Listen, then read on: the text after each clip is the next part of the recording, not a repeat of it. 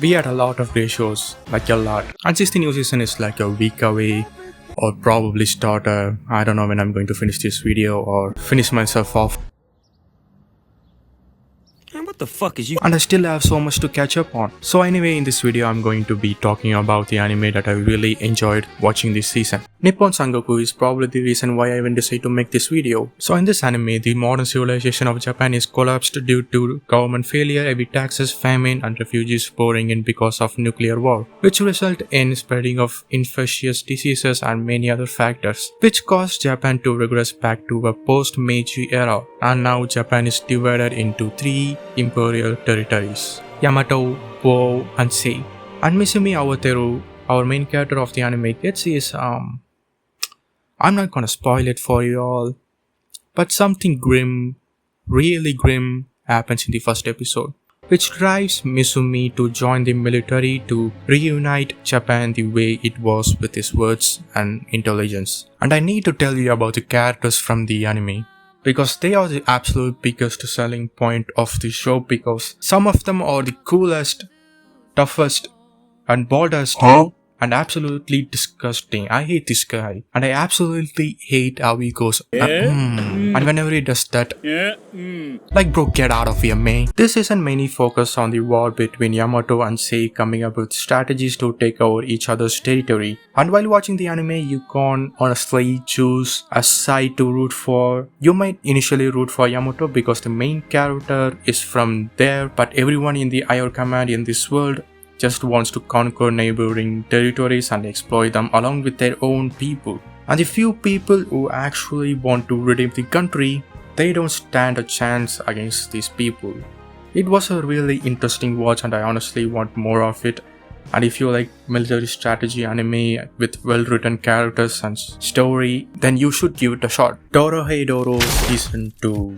I watched the season 1 like a month ago before spring anime season, because season 2 was announced and it was a wild watch. The world was interesting and the soundtrack slaps, but what I love about the show, other than the humor and the aesthetic, at least to me, is the story and the mystery behind why our main character's head looked like a lizard, and who is this guy inside his mouth, what he's doing. And our main character don't have answer to any of it because he lost his memory, so he have to find who he is. Every episode you will learn something about the world, the characters, and the mystery, and girl laughing at butt cheeks. To me, the mystery is the main hook of the anime. It's not the greatest story out there, but I find it interesting, and the story got even better in season 2. And it ended with a cliffhanger. But I had fun watching this season, it was great. Akane Banashi is about Rakugo, and I never heard of it until now. Rakugo is an old traditional Japanese comedic storytelling art where a single performer sits on a raised cushion, wears a kimono and act out an entire complex story. The story follows Akane, whose father is a Rakugo performer and he is forced to quit Rakugo by Iso Arakawa, who fails him in a promotional test. So Akane, who loves seeing her father perform Rakugo, wants to prove to them that her father's Rakugo was the best. This anime genuinely felt like watching a sports anime, like it is a sports anime, except it doesn't focus on the game but focus on how the audience reacts to the game. Like she works in a restaurant after one of her senior told her to, and she learns about customer service, how to deal with customers, and she implies what she learned from there in her performance, like how to get the audience attention and how to make them hooked in her story. It was a great watch. It was really interesting watching her get better at performing Rakugo like other sports anime. It was really good.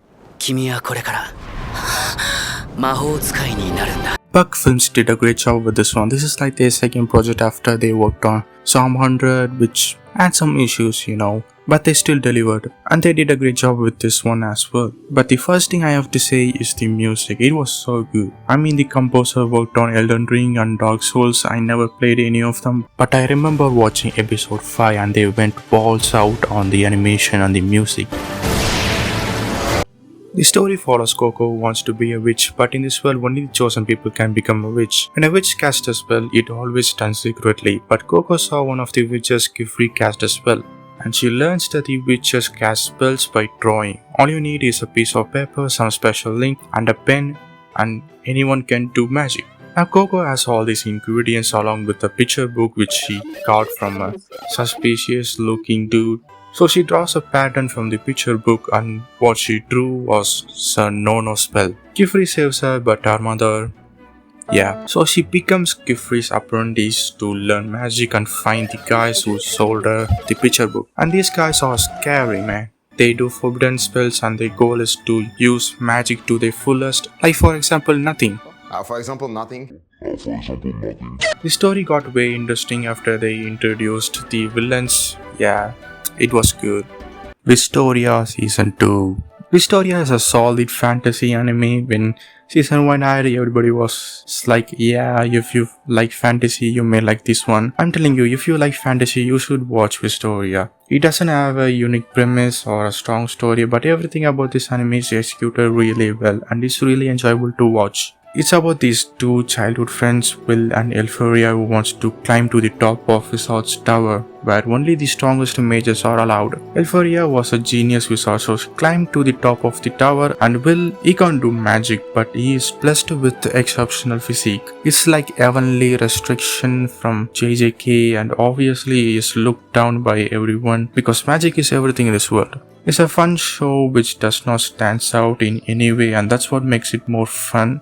Just shut your brain off and enjoy some good action. Romance anime this season was... well, there was a lot of romance anime, so this section is just romance anime that I really enjoyed. Rainbows of Fights from the same author as You and I Are Polar Opposite. If you watch You and I Are Polar Opposite, you should watch Rainbows of Fights. That's it. If you haven't watched You and I Are Polar Opposite, watch it. It became one of my favorite romance anime of all time. It's really creative with the animation and the character and the most grounded characters you will ever see in a romance anime. And Rainbows of Ice is good as well, and it covers a completely different concept than You and I Are Polar Opposite. You and I Are Polar Opposite covers the high school and romance lives of these characters, and it's written really well. On the other hand, Rainbows of Ice focuses on our main character having a traumatic past that she's not fond of, which leads to her isolating herself from others to avoid getting hurt, and slowly moving on to get along with people. I made friends with the second prettiest girl in my class. Starts off as a generic concept you've seen in every romance anime about a nerdy guy who is into game and female main character who have the same interest as our main character, and I don't have any issues with that. It was a comfy to watch these characters getting along and having a great time. But it actually has some really good drama. The female main character Yumi was used by other girls just so they could become friends with the first prettiest girl in the class and then stopped caring about her. Meanwhile, the main character Maki has parent issues, and the way he deals with these issues is really grounded, showing that all you need to do is talk it all out. Surprisingly, this is a great romance anime of the season which is hyped up a lot, and I'm not surprised. It is a really good show. Next is Girls Can't Be Kind to Otaku, about a loser who is into anime for kids and he became friends with two girls, and one is secretly into the same anime as the main character. It's just your generic romance anime, but the animation and the art style is refreshing and comfy to watch, and the same goes to I Want to End This Love Game, which is another anime that I enjoyed, and these are the anime that I really enjoyed watching this season, and I hope you enjoyed the video. Like and subscribe. Bye bye.